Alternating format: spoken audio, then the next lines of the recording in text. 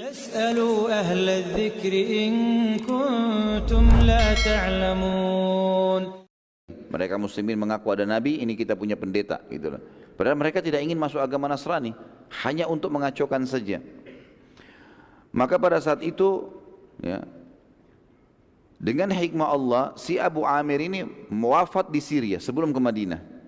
Dan Nabi SAW diperintahkan oleh Allah Sang Pencipta untuk menghancurkan masjid Dirar itu.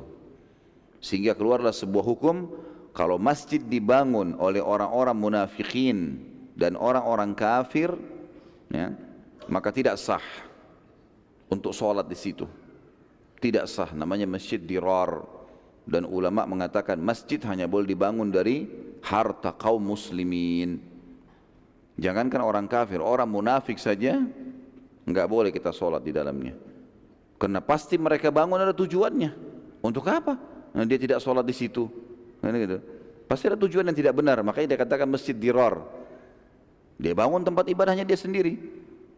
Orang munafik juga pura-pura Islam, mengatasnamakan Islam, tapi dalamnya berkumpul untuk memerangi Allah dan Rasulnya. Dan Nabi SAW waktu itu disuruh menghancurkan masjid itu, dirubuhkan, sama sekali nggak boleh ada masjid itu.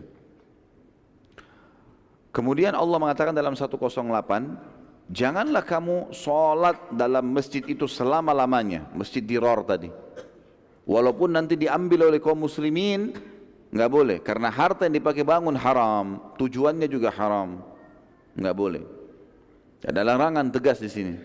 Jangan kamu sholat di dalam masjid itu, hai Muhammad, selama-lamanya. Nggak boleh. Dan Allah menurunkan perintah pada saat itu suruh menghancurkan masjid itu. Sesungguhnya, lalu di sini saksi bahasan kita Allah sebutkan tentang pujian Masjid Quba. Sesungguhnya masjid yang didirikan di atas dasar takwa, Masjid Quba, sejak hari pertama kamu masuk di Madinah, hai Muhammad, adalah lebih patut kamu sholat di dalamnya. Di dalam masjid itu atau di sekitar masjid itu ada orang-orang yang suka mensucikan diri mereka. Dan sungguhnya Allah menyukai orang-orang yang bersih. Ada orang-orang yang suka membersihkan diri mereka, dan sungguhnya Allah suka dengan orang-orang yang bersih. Sedikit kita garis bawahi dulu kalimat masjid yang pertama dibangun di atas ketakwaan. Kenapa Allah mengatakan kalimat ini, teman-teman? Karena perilaku pertama Nabi SAW datang, beliau ingin mendirikan sholat 5 waktu yang wajib pada saat itu, dan harus ada tempatnya. Juga kalau ada masjid berarti sudah ada simbol keislaman, maka dianggap itu masjid yang dibangun di atas ketakwaan. Apalagi muslimin rame-rame ikut partisipasi membangunnya. Walaupun itu masjid Quba, teman-teman, bukan, jangan dibayangkan kayak masjid sekarang, masjid Quba sekarang atau masjid kita ini yang sudah mewah. Enggak, masjidnya dari tanah liat, 3 hari jadi, asal jadi masjid bangunan. Dan saya sudah pernah bilang, ulama sepakat mengatakan masjid itu walaupun hanya, kalau sekarang kita sekat triplex, rumah kita 1000 meter, di depan sana, di depan masjid, di depan rumah, di halaman 10 kali 10 saya wakafin buat masjid, disekat pakai triplek, hukumnya sudah hukum masjid. Jadi sesederhana apapun, yang penting niatnya jadi masjid, jadi masjid. Rumah kita tadinya rumah, udah saya wakafin jadi masjid, sekarang tidak ditinggali lagi, udah jadi masjid hukumnya, gitu kan?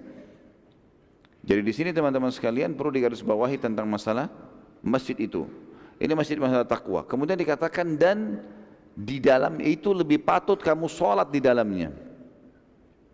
Jadi masjid yang dibangun di atas ketakwaan dari harta kaum muslimin lebih pantas sholat di dalamnya. Tidak boleh sholat di tempat yang lain, gitu kan? Kecuali keadaannya adalah memang bangunan itu tadinya dibangun oleh orang non muslim seperti gereja, lalu dibeli oleh kaum muslimin, ditebus, dibeli atau direbut dengan kekuasaan. Itu hukumnya tersendiri. Seperti sekarang banyak kasus di Eropa, di Australia, pada saat gereja tidak dipakai lagi oleh orang non muslim, jamaahnya sedikit, kaum muslimin beli, mereka jual. Saya pernah ceramah di Sydney pada saat itu, di jalan raya yang termasuk paling mewah di sana, Dewey namanya, ada masjid di situ. Dulu gereja dibeli oleh kaum muslimin, dan kebetulan alhamdulillah yang beli muslimin untuk orang Indonesia yang membelinya. Jadi itu sekarang di tempat yang kalau kayak di Jakarta tuh mungkin Menteng kali, tempat yang mewah gitu. Nah ini contohnya, dicabut semua perangkat-perangkat Nasraninya, dibeli, ditebus, kemudian dipakai jadi masjid.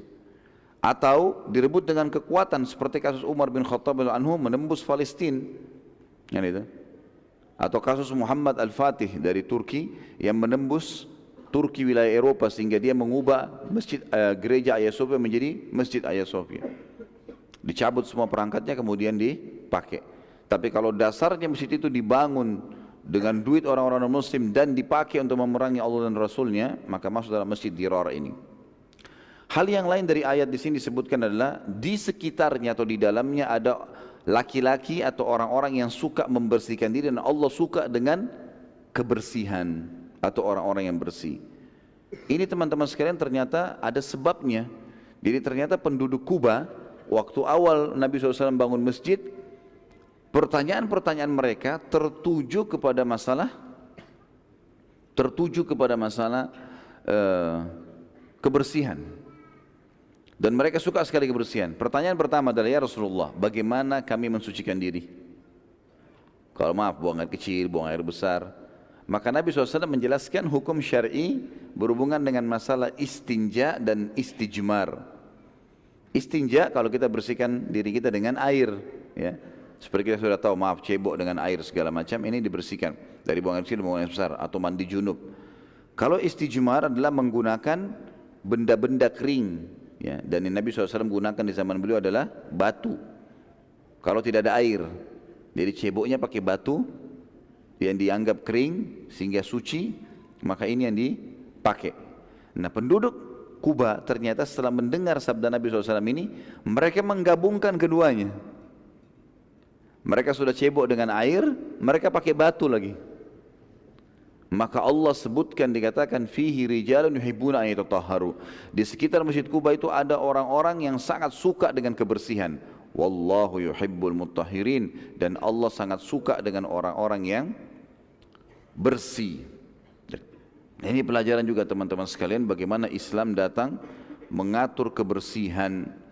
Harus seorang muslim itu bersih dan rapi, serta tidak benar kalau ada orang yang mengatakan kalau Islam itu, kalau kita jadi muslim atau kita sudah dekat dengan agama, enggak perlu memerhatikan lagi kebersihan, enggak perlu lagi memperhatikan mandi, baju bersih, enggak perlu memperhatikan khusus mengurus kerapian dan kebersihannya. Semua tidak benar. Orang-orang banyak mengatakan itu tidak perlu. Ini yang tidak benar. Saya pernah masuk ke sebuah masjid di daerah Surabaya, padahal tanpa sengaja saya sholat di situ. Tiba-tiba setelah sholat asar ada yang berdiri bicara, ceramah. Dan di antara ceramah yang dia sampaikan, saya kaget, dia mengatakan kita ini orang Islam tidak usah terlalu sibuk dengan dunia. Seperti misalnya banyak mandi, ya, pakai baju bersih, nggak perlu, ya, makanan-makanan yang sehat. Ya kita makan apa adanya, dunia sebentar kita lewatin. Ini bahaya sekali ini, ya. Secara zahirnya bisa ada sedikit beberapa poin benarnya, tapi umumnya salah ini. Karena Nabi SAW gemar memakan paha kambing, nggak pernah Nabi makan roti kering, gitu kan? Dan juga ada hadis yang menjelaskan kalau Nabi SAW, Aisyah mengatakan, kami pernah sebulan tidak menyalakan api di rumah kami. Ada sebagian ulama yang bilang waktu itu Nabi SAW tidak memiliki harta. Tapi kalau pendapat yang saya pegangi, ada pendapat lain yang menjelaskan teman-teman sekalian, sebenarnya Nabi SAW fokus makan pada saat itu kurma dan minum air, bukan mustahil adalah terapi. Karena kata Aisyah radhiyallahu anha dalam hadis Bukhari, kami pernah sebulan tidak menyalakan api di rumah kami dan kami cukupkan makan dengan aswadain. Aswadain maksudnya adalah kurma dan air. Sebagian ulama menarik ini dalam masalah kesehatan atau pengobatan nabawiyah. Kalau seseorang mau terapi dari penyakit, maka selama sebulan dia cuma makan kurma dan minum air putih. Ini yang dilakukan Nabi SAW, dan itu cuma sekali. Ada riwayat yang menjelaskan itu cuma sekali. Maka salah kalau orang mengatakan Nabi aja makannya cuma kurma. Bukan masalah begitu. Karena riwayat Bukhari yang lain menjelaskan Nabi SAW sangat gemar makan paha kambing, ya, makanan yang enak. Kemudian Nabi SAW suka dengan tharid, roti gandum ditaburi dengan kuah yang juga dibuat dari kambing, kalau kita kari. Ini juga makanan yang dianggap mewah pada saat itu dan bagus, sehat. Dan Nabi SAW berikan contoh perumpamaan Aisyah radhiyallahu anha, terutama perumpamaan Aisyah. Saya mengatakan radhiyallahu anha, itu tambahan saja, tapi Nabi SAW mengatakan perumpamaan Aisyah. dibandingkan seluruh wanita adalah seperti tharid dibandingkan dengan makanan yang lainnya. Karena waktu itu dianggap makanan bagus, ya. Roti gandum ditaburin kari kambing di atasnya. Gitu. Maka ini perlu digarisbawahi teman-teman sekalian. Kemudian Nabi SAW menggunakan baju yang bagus. Baju Nabi SAW umumnya kain katun dari negeri Yaman. Dan pada saat itu